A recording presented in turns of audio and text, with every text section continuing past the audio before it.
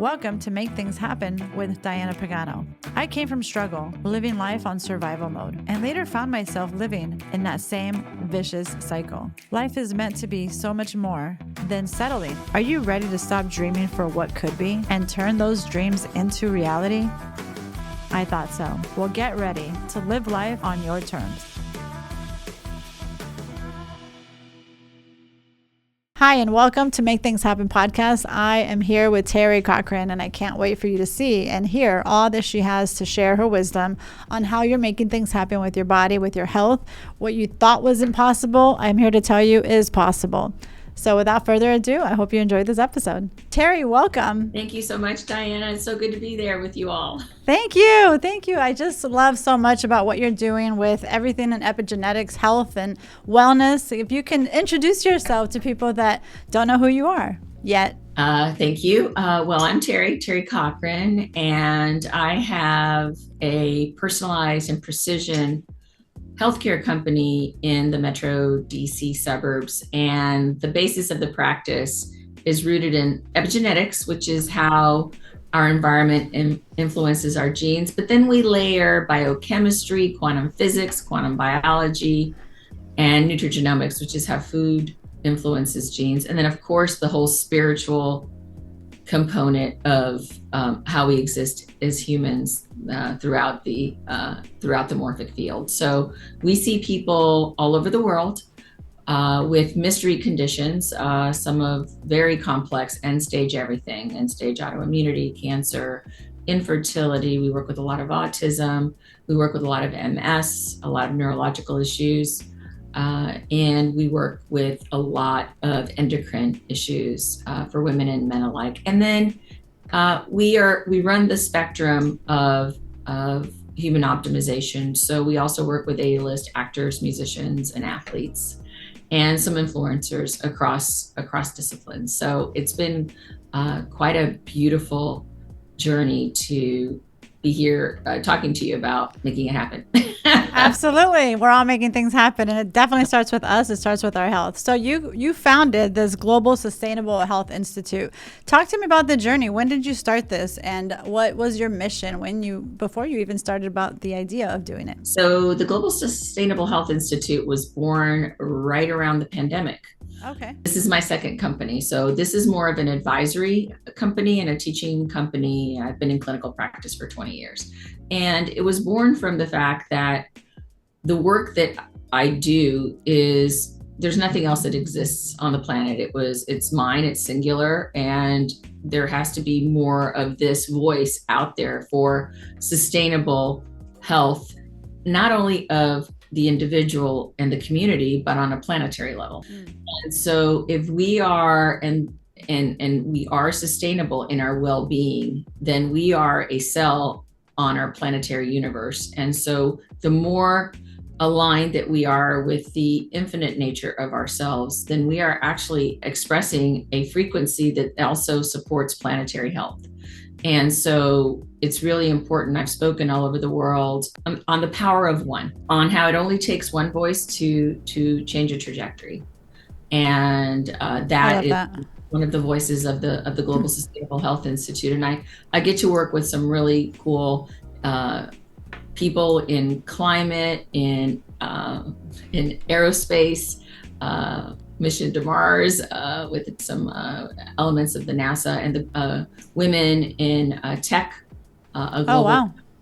So it's really a voice that talks to what's on fire, why did we get there, and how can we individually, even if it's just one voice, can have a global effect.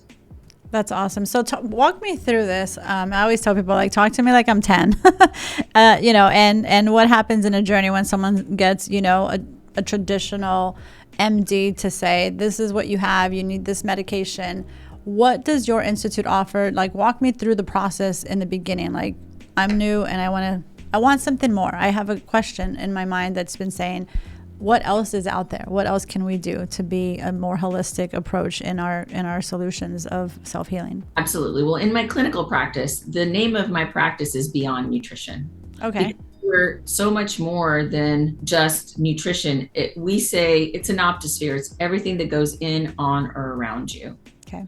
And when people come to me, let's just have an example of Hashimoto's, okay, which is an autoimmune condition of thyroiditis.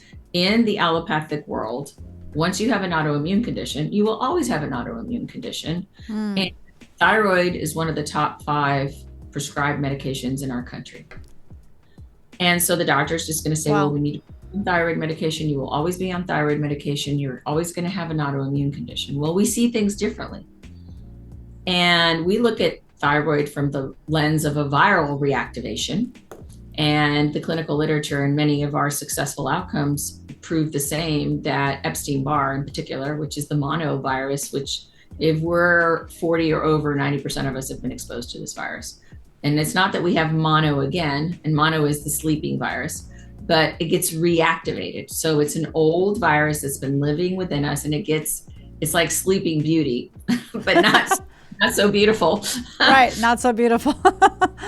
So it gets woken up, and you don't have mono because it's not a new exposure, but it's an old exposure that got woken up. And so we look at serum work, but we also do applied kinesiology, which is muscle testing. And we let the body tell us, is there an imbalance in the Epstein-Barr virus at your thyroid? The body's going to give us that imbalance based on an energetic frequency that says, I don't like you. The body has no resistance when we apply it to their thyroid. And then we actually hold their arm out, ask the body to say, can you resist this? Because we're all made of circuits. And when there's an interference, the circuit breaks and you can't hold your arm up. I don't care if you're a professional athlete, which I work with many of them, or you're a 3-year-old. So what we do then is go about finding what tripped the virus, what genes you have that make this thing a problem. Many of the individuals that I work with that have Hashimoto's can't break down fat. Why is that relevant? Because fat's a hormone. Hormone's a fat. And many of these individuals can't break down protein. Why is that relevant? Because viruses feed on proteins. Oh, wow. And so when you combine these elements, and we do all our little magic and muscle testing, we put together a very precision, like it's only for that client, what foods they're going to eat, what supplements they're going to take, what foods they're not going to eat, what supplements they're not going to take, what pharmaceuticals. We say, talk to your doctor about this, may not be your friend. Oh, wow. What IVs they should take, what IVs they shouldn't, what peptides they take, what peptides they shouldn't. And so it's a yes or a pause all around, again, in, on, or around, even to the point of what beauty products, what household products, because everything is a signal to the body. And thyroid in particular is very, very delicate to any environmental toxins. And you might think, well, how can almond be a problem for me? Almond's not an environmental toxin to my body. It's supposed to be great. It's got essential fatty acids and it's got vitamin E. However, if you have Epstein-Barr also likes to play with another little organism called Candida. I call it the beast of yeast. Okay. Yes, it is. I've heard. So in Hashimoto's, Epstein-Barr and Candida, they're bidirectional. They talk to each other and they're like, hey, you wake up, come join the party. And the other guy said, okay, I'm awake. Let's all join the party and mess this person up. And so why that is so relevant in a woman with Hashimoto's is if you have Candida that's been woken up. Candida is a fungal species. It feeds on things that are fungal. Oxalates, of which almond is one, a healthy, we call it eating the right, wrong foods. Foods that are not healthy for you.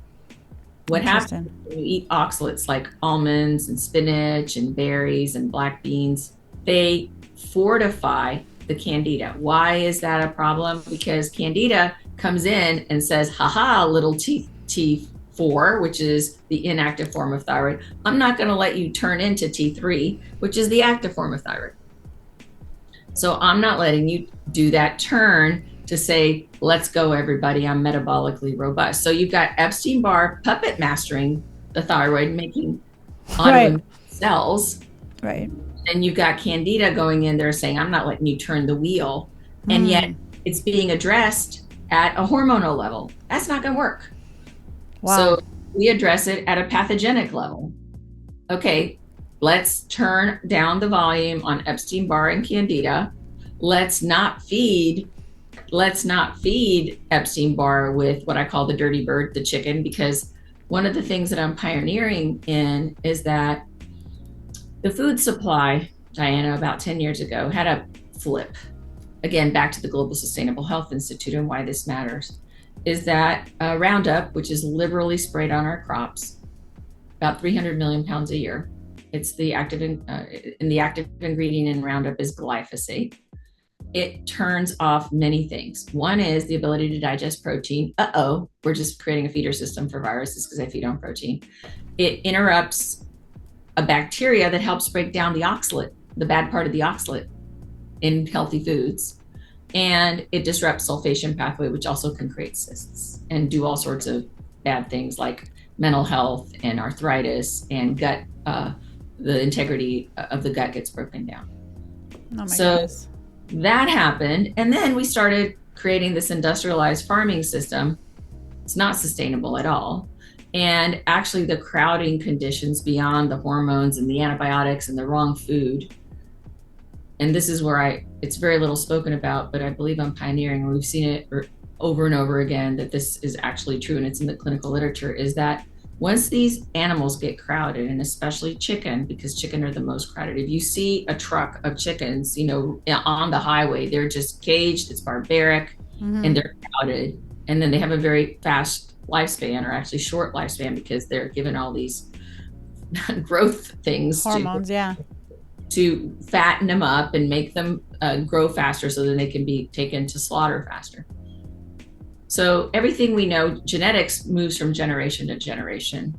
And because these chickens are tortured, it's in the literature that the crowding and the way that we're growing creates these indigestible proteins in them by the name of, it's a big word, amyloid. I don't have a fifth grade word for it. But no, definitely it's a bad hombre.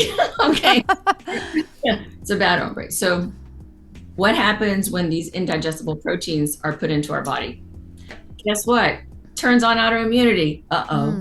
Because it's awakening those viruses that were just hanging out because they were there, because we were exposed. And in many cases, we created an immunity to them, but now it's creating an autoimmunity.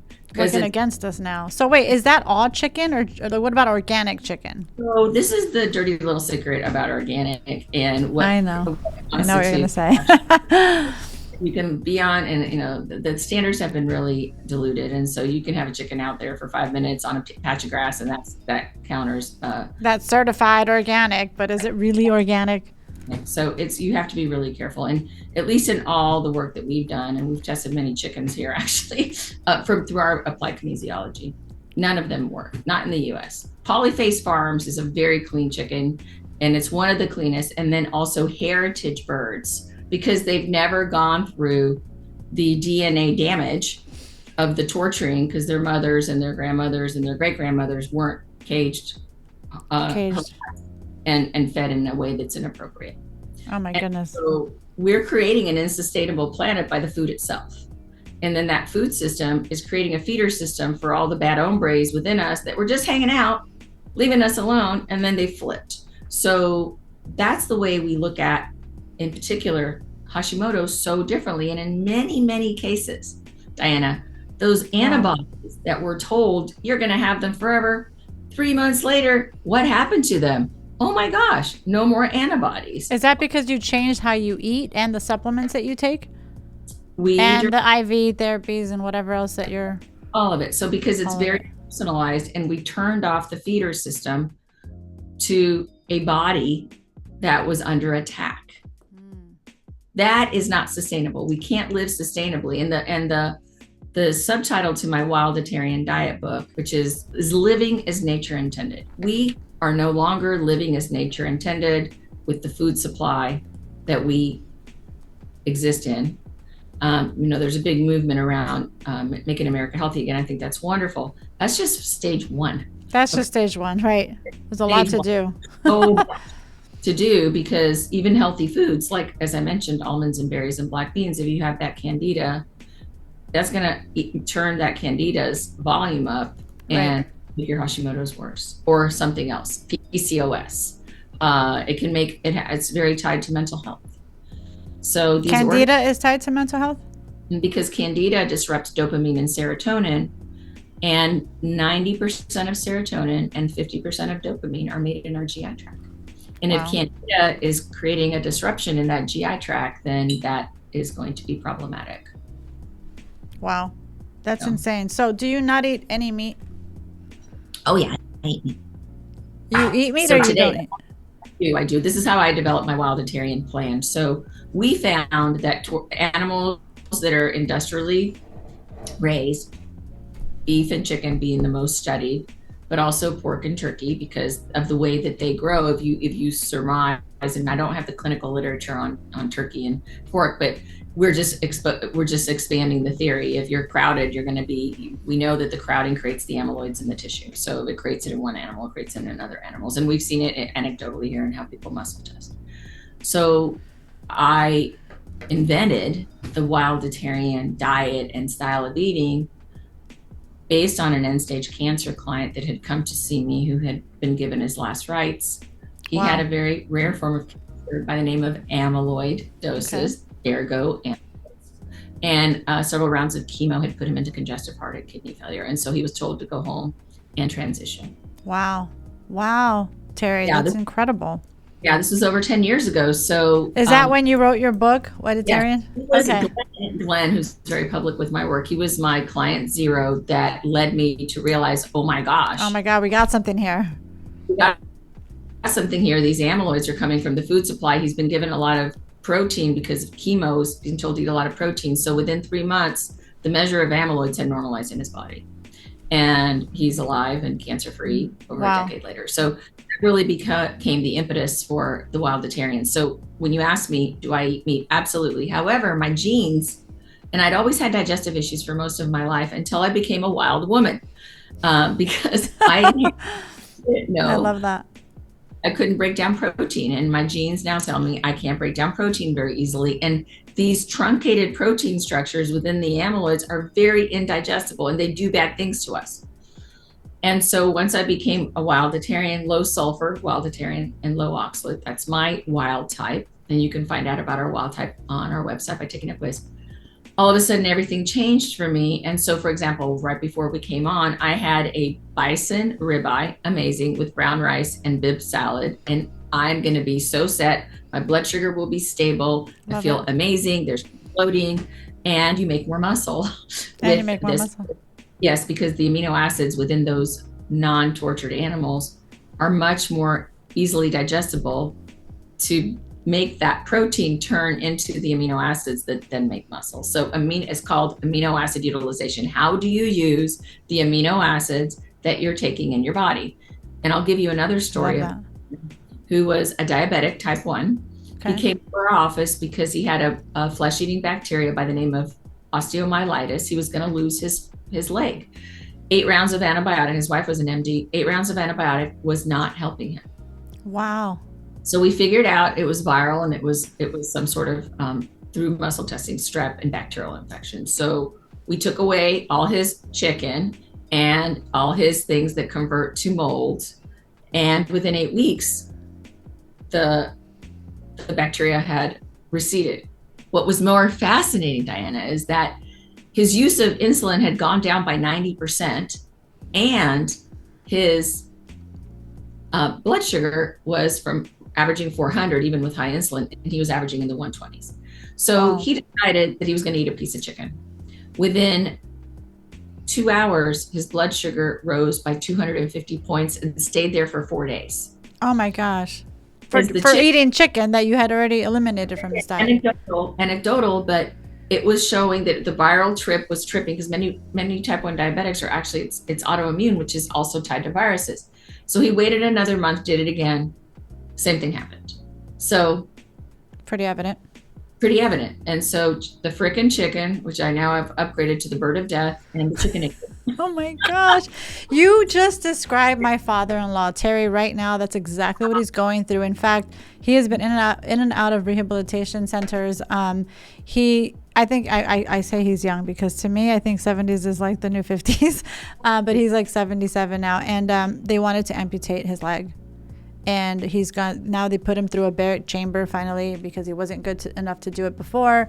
They did do I want to say 8 rounds because it sounds familiar, of antibiotic, and he had to be at a place. He couldn't do it at home. You just described everything. Of course, he wasn't the best, healthiest, eater and, smoker, drinker, probably most of his life. And so it's just fascinating what you just described. And I have other things that pop in my mind.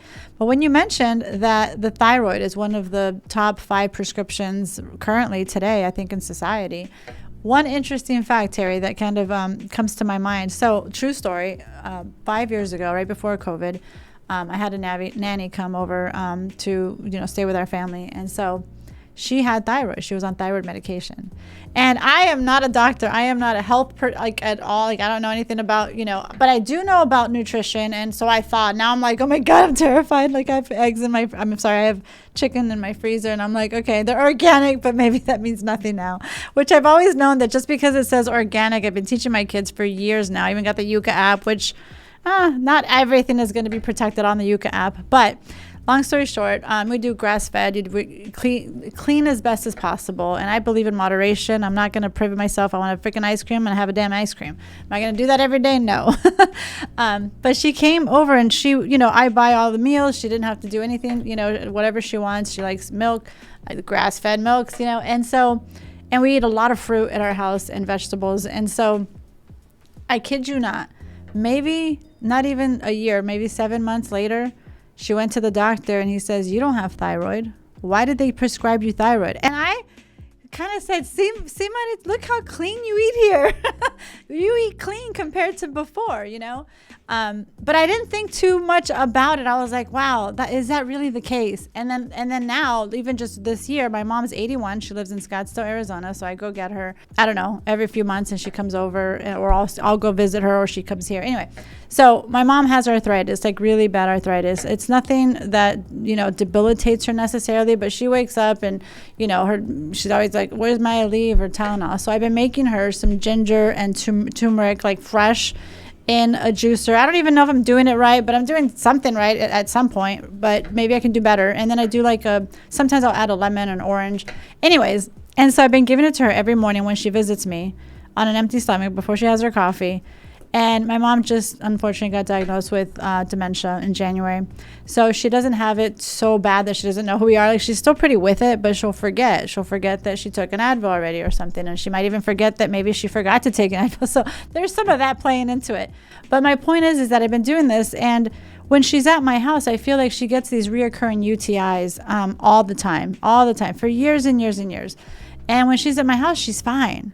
And we eat differently. There's no question. I'm not saying that over there, my mom eats horrible. I don't think it's horrible, but in her mind, she thinks she eats healthy. But I'm like, no, you're putting this in it, you're putting that.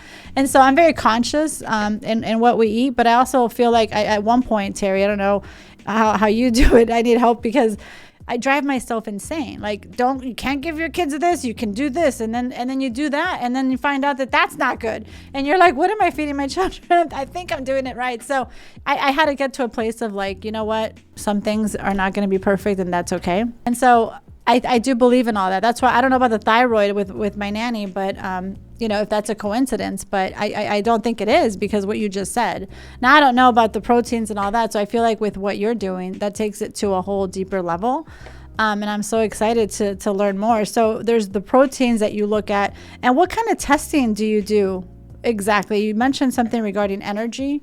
Yeah. So basically, the body, and I think one of the future vectors of medicine will be all energy medicine. So we are energetic beings that have a frequency that we discharge, and we all live within a human construct of a certain megahertz. But if you look at the work of the book Power versus Force, it really, this gentleman has put together a frequency chart of emotions that lead to frequencies that lead to how people exist on the planet. And so he's proven that is the case. And so what we do is we work very collaboratively with doctors. We're not doctors. I've had naturopaths in my office working under me before. I decided to become a solopreneur because the cases became so extremely complex. I'm sure. But I do have a staff support team. So what we do is we look at blood work. We also look at anything that the client has already undertaken, because by the time people get to us, they've done on average about 30 doctors, right? They've been I'm sure people before. you've tried it all. Yeah, it's becoming more and more kind of common. So the applied kinesiology I did not invent. This is based on the principles of Chinese medicine and meridians and energy. And so it was actually invented by a Nobel Prize laureate around AIDS research, and he found that they were subatomic particles in a centrifuge that he used to do some of his work. And he thought he'd cleaned it, but no, they were there and they were messing up his experiments. And so he's like, okay, this is really interesting. There's an energetic frequency even at a subatomic level. And so there are companies that create these vials that have that signature, if you will, at the subatomic level in a solution. And so that's like the fingerprint of Epstein-Barr or of eggs or of candida or of estrogen or of serotonin or dopamine. You know, we look at hormones, neurotransmitters, environmental toxins, genetics, actually, the genes. And so we deployed in a way that I've invented under this larger umbrella, and it gives us body feedback. But we also look at blood work. We look at stool work. We look at organic acid tests. We look at biome tests. It depends on what the client has, because we feel like this is real body intelligence in real time. It's telling us today, not what you took a test 3 months ago. Okay. With that, we're able to say, well, what happened? What was the trigger? And how do we resolve it? And so it's really cool that we see in real time the body saying, I don't like this. I do like this. If I don't like this, I can take this other substance that is the mitigator to the thing that's broken, if you will, that circuit. And that's why we have really unbelievable sustainable results in usually a matter of 3 visits. We say we try to graduate our clients because we don't want them here forever. I mean, having said that, I've had clients that have been here for 20 years, but they come and see me 1 or twice a year. Their lives change and something else hits them, but the reason why they came is resolved. And not only that, is that we're truly educators. And so we're here to give voice to their body and then teach them how to listen to that voice and understand it. And so that's why the world is so confusing, as you said, about your family. We take away the noise. We're like, okay, well, this may be good for your cousin, but it's not good for you. Right? It's interesting. Yeah. So I did the sensitivity test years ago, and oh my God, it was depressing. I think I was like so mortified. And of course, I can't have gluten. I can't have blueberries, spinach. Oxalates. Those are oxalates. Those are oxalates. You name it, Teri. I need to go see you. I'm definitely going to go see you, and this is not a joke. So I'm going to turn the cameras off, and we're going to talk for 5 minutes. Give me 5 more. Give me 5 minutes, please. I need to talk to you. But seriously, it was like everything. Like the I don't even know what the word is, but it was basically the yolk. It wasn't the egg, but it was a yolk. And I'm like, okay, well, if it's not the yolk. That's tied to your mom's arthritis, actually. Oh, my goodness. Okay, so I definitely need to see you because I have a laundry list. But for those people that are listening, who is this not for? What issue that they might be having, whether it's arthritis or I don't care what you have. We are not around labels because labels have a frequency. We're trying to understand what's the imbalance in your body. Okay. That is calling out to us that says, I need to be listened to. And again, we optimize the human potential. I've worked with some of the most famous on screen. They're not sick, but they want to be a better version of themselves, right? Right. So we help support that. And so we help, and it's even beyond human optimization. I believe it's human transcendence, because once you really make this vessel that is so divine, right, and intelligent, clear and clean, then the transmission, the signal that's coming to it is not confused. And so we will have higher knowing, we will have higher frequency. So our experience in life will be different. Our mission becomes clear, even if it's just talking to people in the grocery line and looking at them squarely in the eye and seeing another human being for their value. Everybody matters, and every connection you make matters. If you're confused, you can't make that connection. No, you're blocking it, actually. Exactly. I love that. I love that so much that you said that, as far as, just people don't know. And it's hard sometimes, even, as imperfection, have imperfections and what have you. But when I'm at Whole Foods and I'm like, okay, you're buying those strawberries that are not organic. Why are you at Whole Foods paying twice the cost? You can go to some other store and pay half the price. But, it sounds like this is way deeper than organic vegetables or fruits. This is where you're meeting the person of where they are. Like you said, blueberries may be fine for your brother, but not for you or your cousin. And I love that you go deep with that. And you also mentioned, one of the things I love what I read about you, Teri, and is that there's no disease you can't figure out. So if somebody's struggling, whether it's with arthritis or diabetes or cancer or something rare, I do believe so much so, and you mentioned spirituality, which I want to talk about, that we are always being divinely guided, and that we are this being that God has given us. I believe that the biggest asset that anything, no money could buy, no best top Yale medicine doctor could do for you, and that's the ability to heal yourself. But more times than not, most people, including myself, haven't always known how do you tap into that, right? And so I'm really big with God, and spiritual, I think, is the driving force for healing. My father had cancer like 7 times. I told my dad, like, you're like a cat that doesn't, not that I never told my father, like, you're a cat that doesn't die, but he was a cat that never died. And cancer didn't take my father's life. He lived a poor, life, meaning with smoking and alcohol, basically his entire life. And so, he had a stroke. He beat cancer 7 different times. And I remember telling my dad, as crazy as he was with maybe his diet wasn't the greatest. I don't think I've ever saw my father eat one vegetable or one fruit. It was always, Mexican dad, his frijoles and tortillas and, chicharrón, pork. And so I never, saw that. But one thing that he definitely, inspired me, and I remember asking him, Dad, every time you go to chemotherapy, all these things, you've had stage 3 lung cancer. I mean, nothing took my dad's life when it came to cancer anyway. But I truly believe, and I believe in everything that you're talking about, but that so much so is your mindset and your spiritualness and how strong of a faith he had in God. And so I feel like he said to me, every time I would go in to do a CT scan or something, an X-ray, whatever, and until this day, I think about him, and he says, I'll sit there, I'll lay there, and I imagine the wall. Even now in my studio, you can see crosses through the wall creasings of the tiles.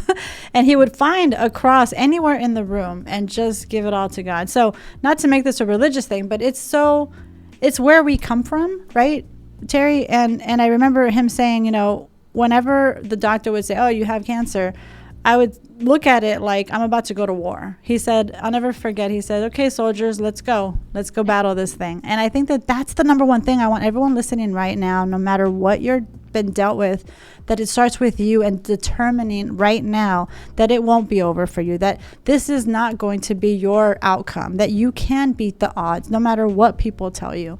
And that's the message that I'm so happy that we're touching on right now. Of course, all the things that you do, because it just mimics that, and the fact that you're coupling this holistic approach and coupled with spirituality. Talk to me about that. Sorry, I went a little bit on the tangent there. Oh, it's really, really important. So to that very point, everything is a signal to the cell. This is the work of Dr. Bruce Lipton, who is the father of epigenetics, and the thought creates the thing. And today I had a client who she's worried about her dad has Alzheimer's and dementia and stroke and so forth. She's very worried about her trajectory being the same. But she's very disorganized. Her system is way on high alert, and which means her histamine is high, her cortisol is high. And so we've given her a plan, but the plan isn't executed. And so today what I said is, look, I can give you all the best supplements, all the best foods to take, but if your body's not feeling safe and it's not feeling organized, it's going to fail. So let's figure out a way to put you back in your power. And I want you to say these things, that no thing or no one has power over me unless I allow it, that I'm going to really be back in my body, get back in bowl. I said, your energy field's out to Missouri. We're in DC. And you're signaling to your body that it's disorganized. The body inherently is an intelligent organizational machine because it's doing trillions of little flips and, somersaults in very organized fashion every millisecond. And if you're disorganized, it can't read the signal. So what I did with her is I said, let's simplify everything. 3 foods and 3 supplements, because I want you to succeed. Love that. Love how simple that sounds. I love to have 3 foods and 3 supplements. Right. So let's do the hierarchy of needs, because if you're not going to do it because it's too complicated, because everything around you is disorganized, let's make it simple and then start create small. An organizational structure that you feel safe, that you can do. And we're going to take the hierarchy of needs. What are the big sharks? Let's start with 3. And so she actually broke down because it was in a way that was a good way, because I think that her body heard, okay, it doesn't have to be this hard. And that's what I also suggested to her. Every time you think of something, what if it could be easy? What if it could be easy? And only myself and the universe, source, or my maker and me have the right to create the science of my mind and my beingness. So I am that powerful. And when we connect to something greater than us, we don't have to use our energy. That's another thing I shared with her. The energy of God from the universe, it's infinite and abundant. If we try to use our own energy and we're disorganized, we will do such a high burn rate. We're going to burn out by 10 a.m. every day. Absolutely. And that's, I think, part of the connection with your body, spirit that you mentioned is sometimes that you are at odds, right? Where your mind's telling you one thing, but your body, you're not listening to your body. Your body speaks to you if we listen, right? And we just keep pushing through. Later, I'll have that checkup. Later, I'll do that thing that Teri told me to do, right? And then I always say this so much, and I even wrote it in my book, that you're like driving. It's like driving on bald tires. Yes. Oh, I'll just go an extra 5 miles. Like, okay, you're okay until it's not. Now it's a must. Now you're dealt with the catastrophe. Now you got to do the thing that you've been pushing off. How do you face a patient or a client that have you had a situation where they're just not facing reality, or they're a little like, not believing in the thing? Because I think that you said you can provide them the best remedy, but they have to do it, right? But believe in it. I think that the believing factor, and I think when people give up and don't believe, that's when they're doomed. Exactly. So I had another client who was a medical mystery at the Mayo Clinic. He had all sorts of open wounds throughout his body. He'd been to the Mayo Clinic 3 times, not being affected in a positive way. He was an attorney, and his wife drug him into my office through word of mouth and a contact. And so this gentleman, his name is Will, and he sat back in his chair and he's like, "Lady, you're so full of it. I don't believe you can help me." Wow, talk about being straightforward. No, he did. He was very clear. Will, love Will. And, but his body had told him something, because the muscle testing is unequivocal. If you don't have any resistance, I work with Mike Tyson, I work with Troy Aikman, I work with all these very big men, and boom, right? When that happens, I'm a tiny woman. There's no way I can outmuscle these men. And then and I'm not going to speak about exactly where they didn't do that, but it just is that it doesn't matter how strong you are. And so this gentleman, Will, he even though he was saying I was full of it, I said, "Will, give me 10 weeks. Because one of the best hospitals in the country has not gotten to where you need to be with you, and you've gone back several times. So give me 10 weeks. Your body clearly gave us feedback.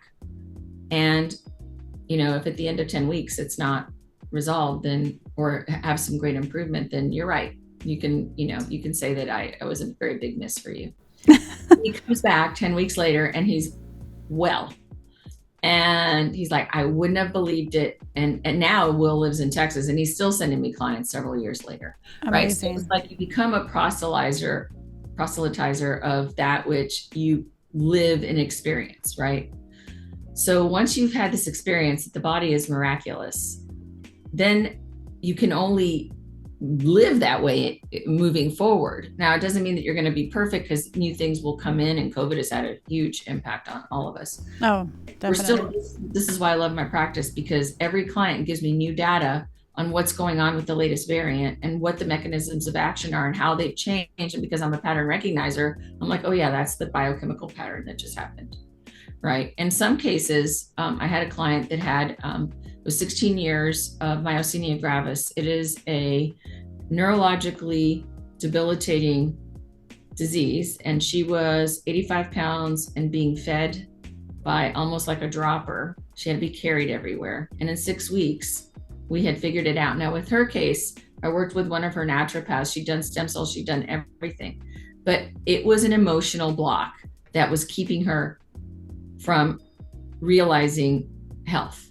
And so we had to work at every level.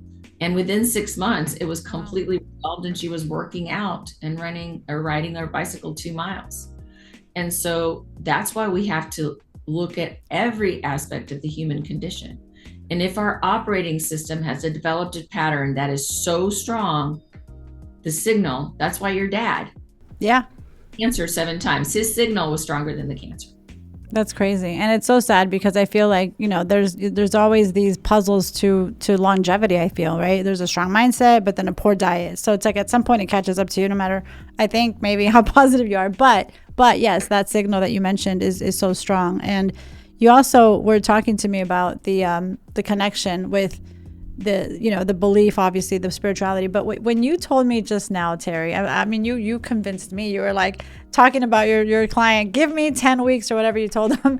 And I'm like, man, that conviction, that certainty. And I had a podcast before with Dr. Fab. And one of the things that really resonated so much and just stuck with, spoke to me was when the doctor, he was talking about some doctor giving whatever treatment to his patients and saying, I have to believe that my patient is already cured before I service my patient. And that was just like amazing. I mean, I do believe that there's some truth. There's a lot of truth to that, because when you are providing care, when you're talking to your patient, Teri, with that much conviction, a level of certainty, because it comes from the heart, right? You're leading with your heart. You're passionate about this. You're doing this this is your purpose. This is your calling. I can see that so much, Teri, and it's an honor to have you on this podcast. And I can't wait to see all the things that you continue to do on your mission and your journey, including helping me. So we will be talking. I'll be flying out to see you. But I truly believe that. And so, and it is interesting because that's a blessing. And I think that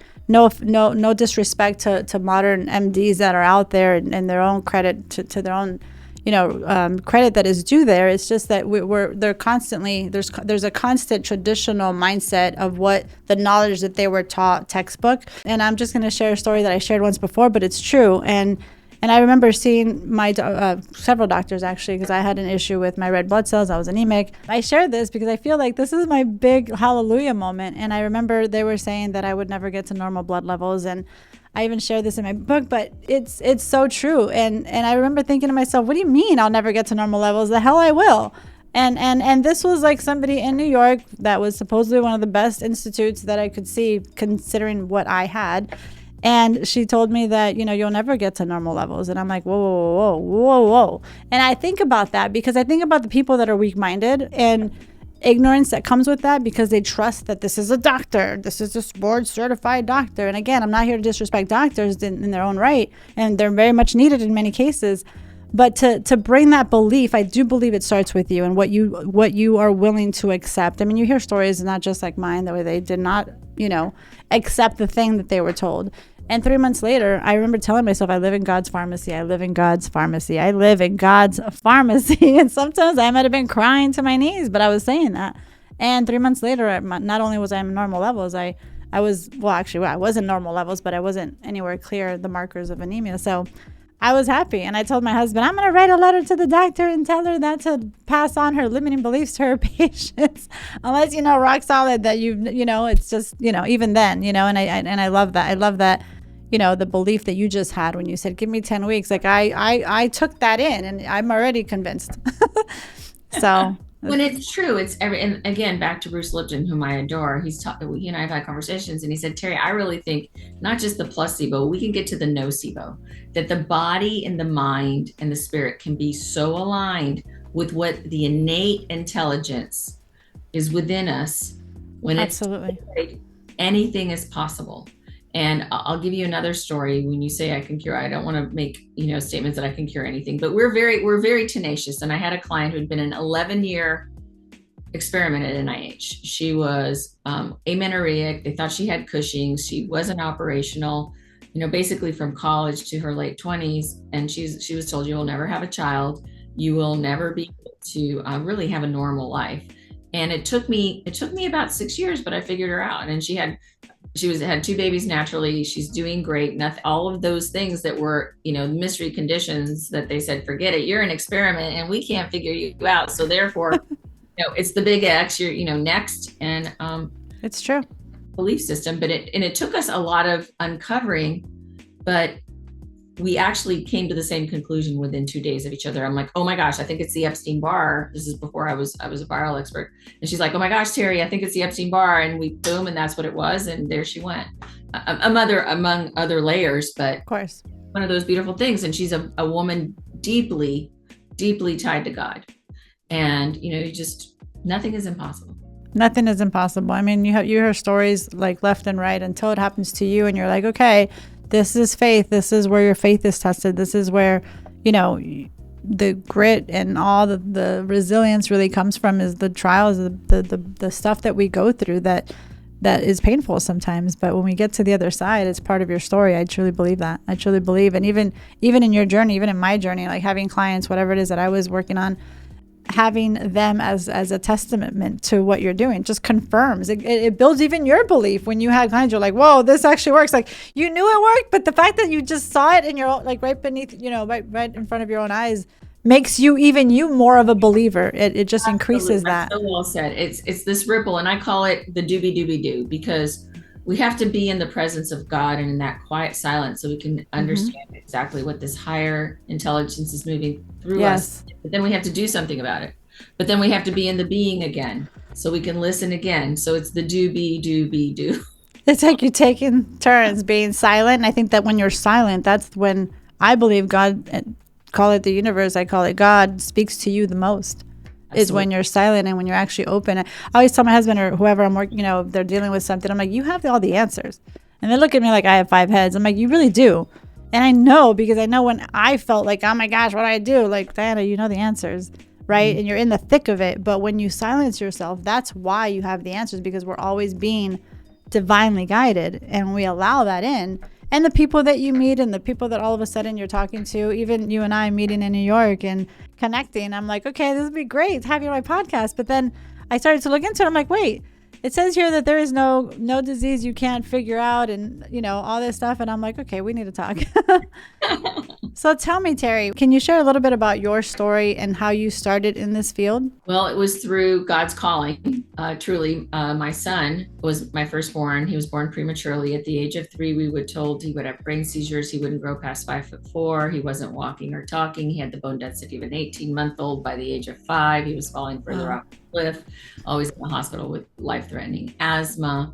Just sweet little boy that just the medical community had failed him. And we, again, live in the Metro DC area. So Georgetown, Children's, pedigreed doctors, and I was in institutional finance and risk management. And I thought, well, I literally had something come through me. What if it doesn't have to be this way? What if this diagnosis of a broken child that we were given, and that's the way it was going to be, what if it doesn't have to be this way? And so that sparked me. And I said, okay, I know nothing about medicine. I know nothing about anything. I'm a finance expert, but I'm going to go find it out. Why? Because I manage risk. So if I can manage the risk of a very large portfolio and a big deal, I can manage his risk. And I started doing rabid research. I started going to, this was 25 years ago. So went to library, interviewed parents, interviewed doctors, and just poured over, oh my gosh, so many things. And then there was a tipping point, Malcolm Gladwell's tipping point, where all these things were coming together. And it was, the one book was Childhood Illnesses and the Allergy Connection. And that book put everything, it was almost like a domino. You could feel it. It's like, boom, boom, boom, right? Wow. All aligned. I'm like, oh my gosh, the food I'm feeding my child is literally poisoning him. And within 5 days of eliminating 5 foods, he started making progress. And so over the next 5 years, I kept doing the research. And by the age of 10, again, one of those God moments, I was meditating on a beach because I'd seen another broken child while we were on vacation, and I'm just meditating and praying for that child. And I literally heard, go back and quit your job. I was doing very well in this company, and go back and quit your job. And it's probably one of the deepest moments of peace I've ever experienced. Amazing. It didn't make any sense financially, professionally, our lifestyle, but I did. Wow. And that was the genesis that has created this unbelievable arc that I feel so humbled to be witness to. Like you say, when you see these transformations, and it's the gratitude back and the witness of grace. Mm-hmm. And so I remind my son that he is the catalyzer for really a global shift in the way we look at the body and precision health. I talk a lot about the decisions that we make. Every decision shapes our life. Could be a big thing, could be a small thing. It sounds like that one decision. And even the questions that you ask yourself, I'm really big on that. And I remember even my story when I said, gosh, life has to be something more than just this. Mm-hmm. And the way you asked yourself, doesn't have to be this way. What else can be done? And I think that sparks so much. People don't often realize that just asking versus saying, why me? Or this always happens to me, or I'm doomed. Change your language. Start saying to yourself, what else can I do? What else is possible? As silly as it sounds, people think, oh, that's fine for the positive, thinkers, and things just show up in your life. It's so much deeper than that, right? And it comes from sometimes people being just so exhausted from the thing not working that you finally get to your wits end and you're like, okay, now I've exhausted everything. I did it my way. And finally I'm releasing it to God. I'm letting it go. Absolutely. And 25 years ago, Diana, we didn't have all this, woology, as I call it. True. Self-help. And it was a mother that was quiet for a moment in a lot of fear when that came through. I'm sure. It was, again, it was something greater breathing through me, and I could only do that thing. It didn't matter what I was giving up. Right. How my family's construct would shift in a way because of my financial contributions to the family. Right. Matter. And we had a meeting with kids, and I'm like, okay, it's going to be very different. It's going to be awesome. It's the thing. It's listen. It's really listening, and then really having the knower knows. The knower knows. The knower knows, and being able to discover your passion. I think that this is God's greatest gift, is that you have it. I believe that everybody does have the opportunity to tap into that. And I think that that's interesting how you had this voice telling you to quit your job and that you followed that. Sometimes people don't listen. And I think that that's an issue because it's that little voice that I call little voice inside that nudging you. And when you have that little burning light, it's there for a reason. And when you snooze it, you're not fulfilled. You're living life. You're not happy. Sometimes you don't even know why. But that's why. Because when you align yourself with your true calling, with the thing that lights your heart on fire, the thing that, keeps you up at night just thinking, what if I did this? What if I did that? But you're afraid to take that leap of faith, to just go and do it, because it is scary leaving your job and doing something that's going to decrease your income in the short term, maybe long term for some people. Sometimes it's not a road. Sometimes it's not an easy overnight success. But when you follow what truly your dreams, when you follow your dreams with everything that you have, you align yourself, and it's like almost going with that energy, allowing it to flow a little bit nicer. Would you say, Teri? Absolutely. It made things happen. My kids were in private school. They went into a public school setting in a kind of an accelerated program, and it really shaped my children's lives. They were in a very insular environment, and then they were exposed to 42 different languages, all sorts of economic situations. It really, really shaped them in the most beautiful way. And we just made it easy because we changed things. People think that, oh my gosh, this is the way it is and it can't be different because everything's going to be terrible. No, we told them it's going to be great. My kids ended up wearing what I call clothes rental for most of their, my son was 10 and my daughter was 6 at the time. Clothes rental, because we would go to this beautiful community store and we'd buy the clothes and then sell them back, and buy the clothes and sell them back. And they were all worn, like slightly worn, but it was also part of the sustainable aspect of it. So that's awesome. The footprint, and every aspect. We had an organic garden, and the kids, I gave them seeds for Easter instead of a lot of candy. And that's the thing. yeah. As in the resurrection, they were making things grow to life, and they were taking a care and nurturing the seed that would then be the bounty on their plate. Oh, I love that. That is so awesome. And change doesn't have to be painful. Change can just be a little more creative, and change is what allows us to grow. It allows us to see what else can we experience? What else can we share with others? What else could you potentially make a difference in somebody's life? Even your children, to learn that, hey, this is what we're doing. This is the season that we're in, or this is how we pivot. We don't do this, we do this now.